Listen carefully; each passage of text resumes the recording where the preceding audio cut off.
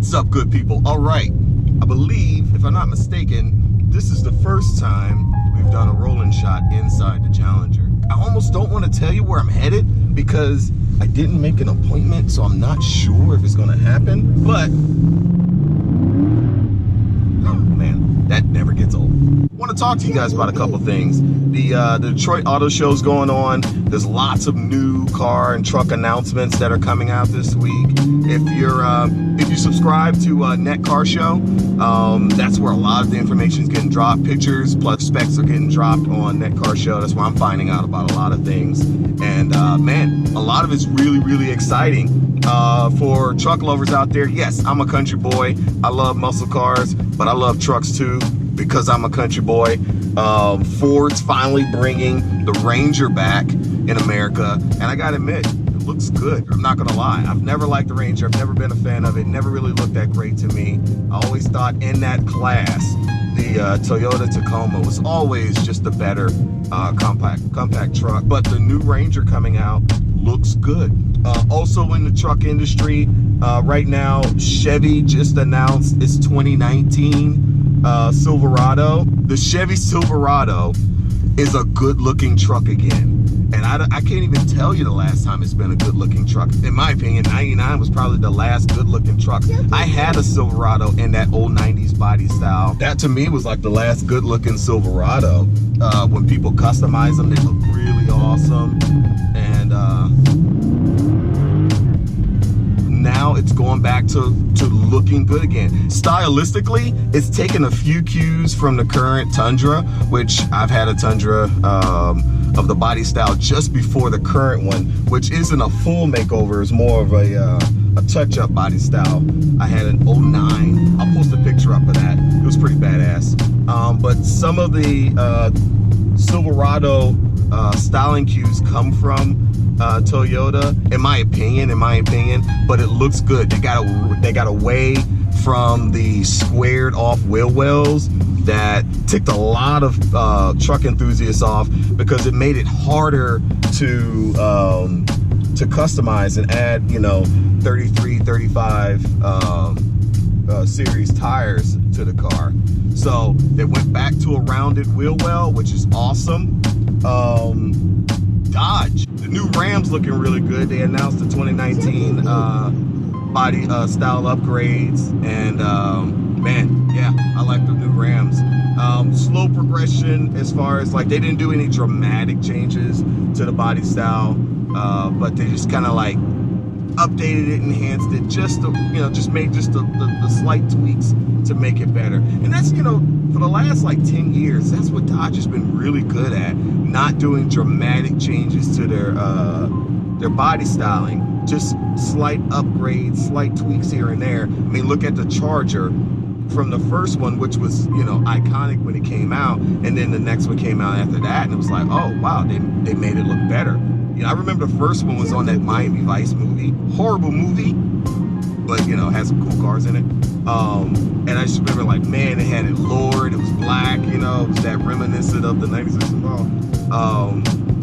And then the next body style came out and they made it look better. And it was like, oh man, they made this look better. That is so freaking cool. And then, the body style after that just enhanced it even more. And now we're at the current one, which it just looks beastly now, and that's what Dodge has been good at. We're seeing that those same points being taken for the Ram. The Ram, it's updated. You can tell that the 2019 is a different, truck, but it's not just like crazy, like, dramatic shift from styling cues of the old. The new 2019 Toyota Avalons, they look like a stretch Camry, which I'm not gonna lie, the new Camry body styles look pretty cool. My only, problem with the Camry and the new Honda Accord body styles is simply that they should update and go with an all-wheel drive format. Rear-wheel drive is really dominating, and all-wheel drive, is the way to go. I think, they're holding on to a 90s gas-efficient front-wheel drive platform, and there's, the market for that is slowly fading. As a car company, I would think that they would want to grow and also get enthusiasts, because that's what makes your car iconic. Check out the Avalon. Let me know what you think. It's like a bigger, wider Camry. The front mouth though, it looks like it's going. And I feel like the Avalon, it's like the climatic moment of this real stylization they've been doing. I can't tell if it looks cool or if they just gone too far. I'll post a picture up if I can find one. Maybe I can just get one off the Net Car Show and let you guys see it. Tell me what you think in the comments. Still looking to see what other GM products are going to get announced at the Detroit Auto Show. Obviously, we already know they're not coming out with a real Impala. You know what's funny? I was at SEMA a couple months back in November and was having a spirited conversation with one of the execs in the Chevrolet booth as to why were they just like, you know, they had a half measure with the SS. And let me clarify when I say a half measure with the SS, because in my video about the top 5 reasons to bring back a real Impala, people really got hurt that I said the SS was a half measure. It's not that the SS can't perform. I personally think the SS can outperform, and even with a few mods, it can outperform Hellcats under the hood, suspension-wise. That's never been, you know, the issue. The issue is style-wise. And I hate to say it to you guys, but a car's styling is a very major part of it being desirable. Someone shouldn't have to compromise. The reason why I say that Chevy had a half measure with the SS was, one, they didn't want to call it Impala, call it an SS, which, I mean, for decades it's been a trim line. And two, they just threw it on, you know, the Holden frame instead of, you know, creating its own body styling based off of the Camaro frame so that it could be distinctively an Impala. Do I mean that it can't perform? No, can't offer it. Am I trying to hurt anyone's feelings that, you know, owns a Chevy SS? No. I even hope to get one on the channel this year. I'm just saying it's a half measure because they didn't put their all into it. They went a half measure on the looks, man. Like, you can't deny that for a lot of people, they just think it's a Malibu. You can't deny that, all right? And that's where my argument lies with the SS. So the other day I was having a conversation with one of my customers. He was just asking me, like, you know, having the Challenger, having the Scat Pack, you know, how do I feel about it compared to the Impala? And of course, I miss the Impala. I'm not gonna lie, I miss the Impala. But I'll say this: the Scat Pack has about 100 more horsepower. Do feel the 100 extra horsepower, but I will say, I always felt scared in the Impala. Like, the Impala frightened me. You know, that was horsepower that was untamed. You know, there was no traction control. There was no, you know, stiffening of the steering. And anybody who owns an Impala knows that, you know, wavy steering is a problem.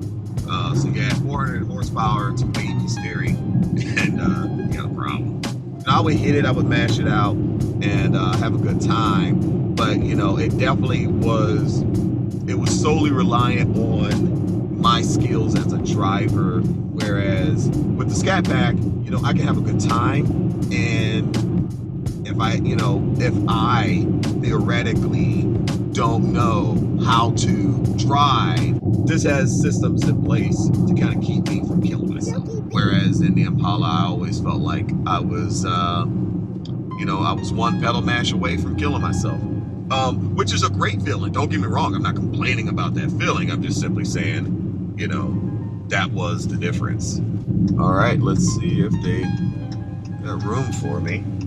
Prognosis negative. So I was going to a muffler shop. I got a set of Dynamax bullets that I wanted to replace my mids with today. And that's why I didn't really want to tell you guys what I was doing, because I wasn't sure if they'd take me. He says he doesn't have time to do it today. He says it's a very, very hard job to do. And I was like, it's a hard job to do? I'm not even sure I'll come back to this place. Leaving here, we'll see. We'll see where I can get this done. I'm not a muffler shop owner, but I would imagine that that's probably the simplest of jobs. Nonetheless, he says a very complicated job, mainly to do with getting the outlets to match up with the bumper. So it's not happening today. I'm kind of conflicted now. I'm almost like, should I post a video? I am around the corner from my shop, and if you've noticed, I'm not in the Challenger now. It looks like it's about to rain, so I went ahead and dropped the Challenger in the shop and took out my smart car. Yes, I own a smart car. Well, my wife owns a smart car, but it was sitting at the shop because she wanted her car washed. So I'm in the smart car now, which, whatever, judge me. I don't care. I'm in a smart car.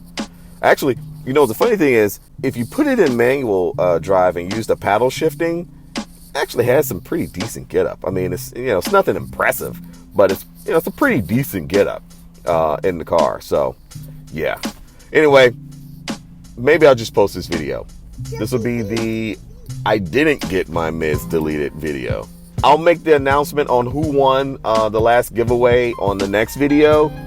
For this video, we're giving away another Chemical Guys mystery box. For this video, all you have to do is be a subscriber, comment in the box below, and I'll let you know on the next video. So hold me to my word, on the next video, I'm actually going to let you know about two winners of last video and this video, both winning mystery boxes. All right, until then, peace.